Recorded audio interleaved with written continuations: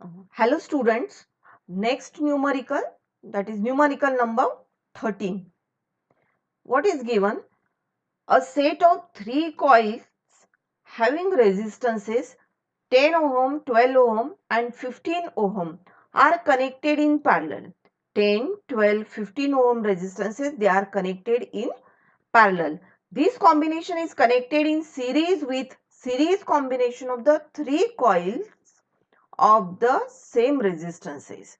देखो जो भी दिया है उसके ऊपर से पहले सर्किट ड्रॉ करना. पहले दिया हुआ है कि वो जो कॉइल है उसके resistances 10, 12, 15 they are connected in parallel. ये पैरेलल वाला कॉम्बिनेशन आगे में सीरीज वाले यही रेजिस्टेंसेस 10, 12, 15 वाले रेजिस्टेंसेस सीरीज में कनेक्ट करके उसको कनेक्ट किए हैं.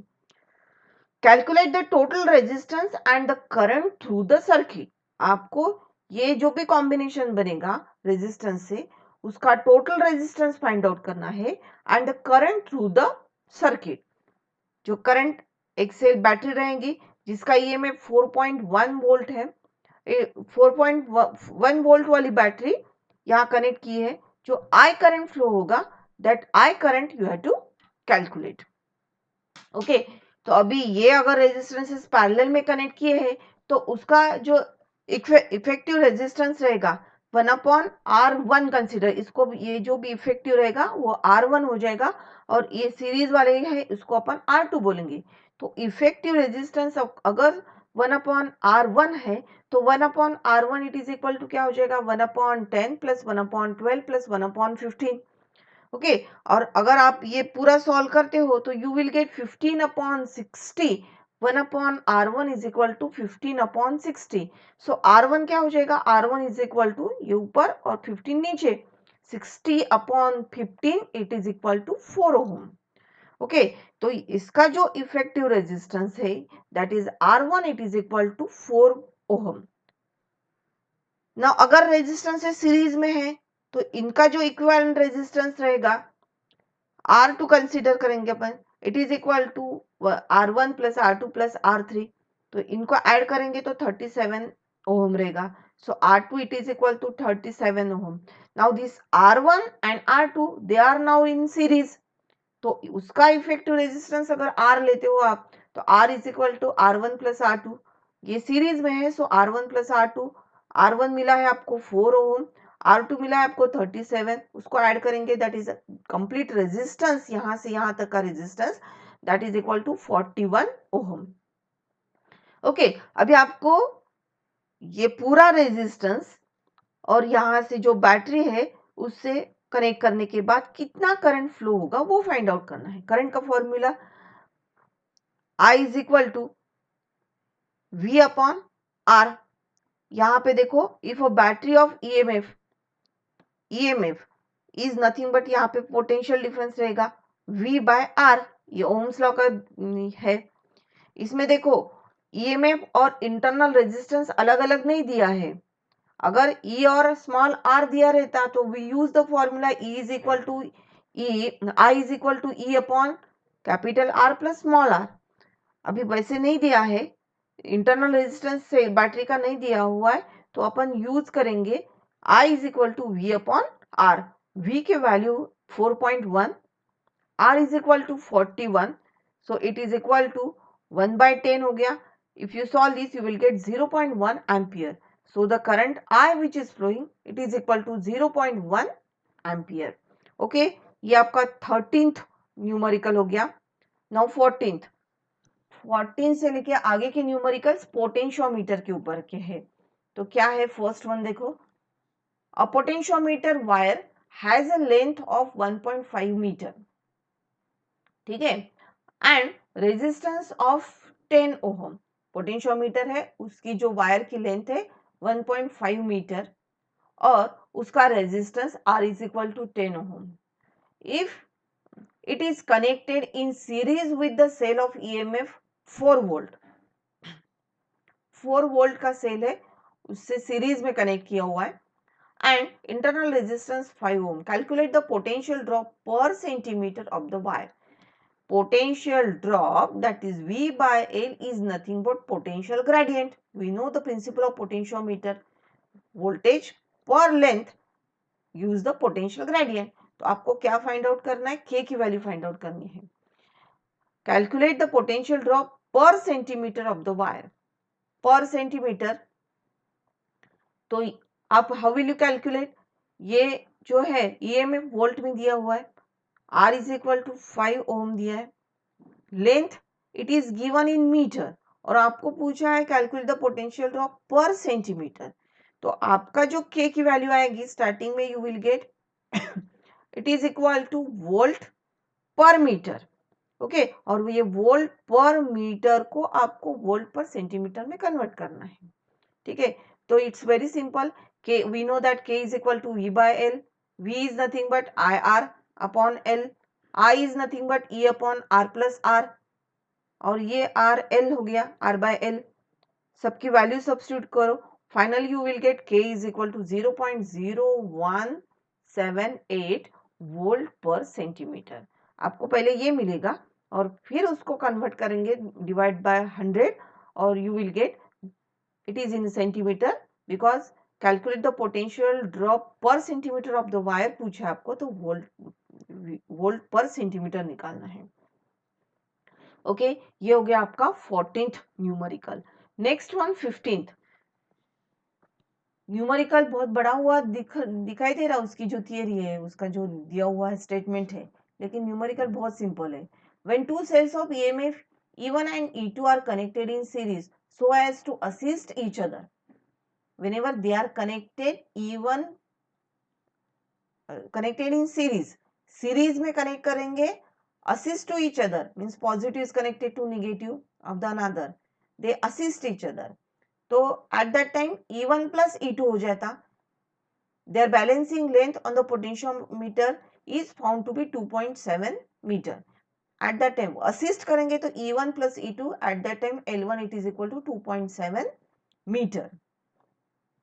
When the cells are connected in series so as to oppose each other, oppose means E1 minus E2, एक का प्लस दूसरे का प्लस को, एक का नेगेटिव दूसरे नेगेटिव को, that is called as a, at that time that combination is a, they oppose each other. difference method, ये sum method, ये difference method हो गया. तो at that time the balancing length is found to be 0.3 meter.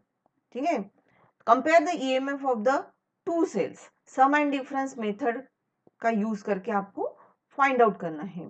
ठीक है, sum and difference method means the comparison of the two cells by using sum and difference method, और comparison method भी उसको बोलते हैं. और दूसरी है E1 by E2 it is equal to L1 upon L2, that is individual cell method. ये है आपका कॉम्बिनेशन वाला. तो इसका formula E1 by E2 is equal to L1 plus L2 upon L1 minus L2. ठीक है, ये L1 और L2 मिल गया आपको, तो ये वैल्यू सब्स्टिट्यूट करो. ठीक है, तो you will get that 3 upon 2.4 it is equal to 10.10 by 8 it is equal to 1.25. तो क्या हो जाएगा, whenever you compare means E1 by E2 it is equal to 1.25. इसको यूनिट नहीं रहेगा, EMF को इसका रेशियो है तो यूनिट नहीं रहेगा. It's E1 by E2 it is equal to 1.25. Okay, ये हो गया आपका 15th. Next one that is 16th. The EMF of the cell is balanced by a length of 120 centimeter of potentiometer wire. L1 120 centimeter. When the cell is shunted by resistance of 10 ohm. ये देखो, अभी internal resistance वाला formula use करना है आपको. Internal resistance R is equal to L1 by L2 minus 1 into R. You will get internal resistance of the cell. Okay, so resistance of the shunted by resistance of 10 ohm. R is equal to 10 ohm. उसको shunt किया है means उसको parallel में R is equal to 10 ohm का resistance लगाया हुआ है. Find the internal resistance of the cell. Small r की वैल्यू निकालनी है. R is equal to L1 by L2 minus 1 into R. सबकी वैल्यू सब्स्टिट्यूट करो, you will get small r it is equal to 2 ohm. Okay, this is the internal resistance of the cell. Next one, 17th. The potential drop per unit length along the wire is 5 into 10 raised to power minus 3 voltmeter. Potential drop per unit length means V by L. Okay, that is the potential gradient. Is given 5 into 10 raised to power minus 3 volt per meter. If the EMF of the cell balance against length 216 centimeter of this potentiometer wire, find the EMF of the cell. K की value दी है, ठीक है, L1 दिया हुआ है आपको और E के वैल्यू आपको EMF of the cell find out करने हैं. तो K is equal to V by L formula पता है, V is nothing but E, so E is equal to K into L. K की वैल्यू पता है, L की वैल्यू पता है आपको, ये है सेंटीमीटर में, उसको मीटर में कन्वर्ट करो और finally you will get E is equal to this much volt. Okay, तो इसको अगर आप सॉल्व करते हो you will get the same answer 0.01080 volt. Okay, ये हो गया आपका 17th न्यूमेरिकल. 18th देखो, the resistance of potentiometer wire is 8 ohm. ये वायर जो है उसका रेजिस्टेंस 8 ओहम है and its length 8 metre. A resistance box and a 2-volt battery are connected in series. Resistance box and 2-volt battery is connected in series with it. What should be the resistance in the resistance box if it is desired to have a potential drop of 1 microvolt per millimeter? Okay, ये हो गया आपका, that is आपको K की value अगर 1 microvolt per millimetre find out करनी है तो what is the resistance from the resistance box आपको निकालना पड़ेगा, ये फाइंड आउट करना है. ठीक है, तो पहले जो भी पोटेंशियल ग्रेडियंट दिया हुआ है 1 माइक्रोवोल्ट पर मिलीमीटर, उसको कन्वर्ट करेंगे माइक्रो का वोल्ट, माइक्रोवोल्ट का वोल्ट में कन्वर्ट करो into 10 raised to power minus 6, millimetre का मीटर में कन्वर्ट करना है means 10 raised to power minus 3. इसको सॉल्व करेंगे तो K is equal to 10 raised to power minus 3 volt per metre. Okay, K is equal to I into sigma is one of the formula for the potential gradient. ये ध्यान में रखो, K की value, ये K की value हो गई I, sigma is, that is the conductivity is nothing but R upon L. R की वैल्यू, R it is equal to R find out करना है पहले, ये I अपॉन 8, R की वैल्यू दी हुई है, R इट इज, ये पोटेंशियोमीटर वायर का resistance R is equal to 8 ohm दिया हुआ है, 8 और उसकी लेंथ 8 मीटर. ठीक है, तो करंट I कितना फ्लो होगा 10 raised to power minus 3 ampere.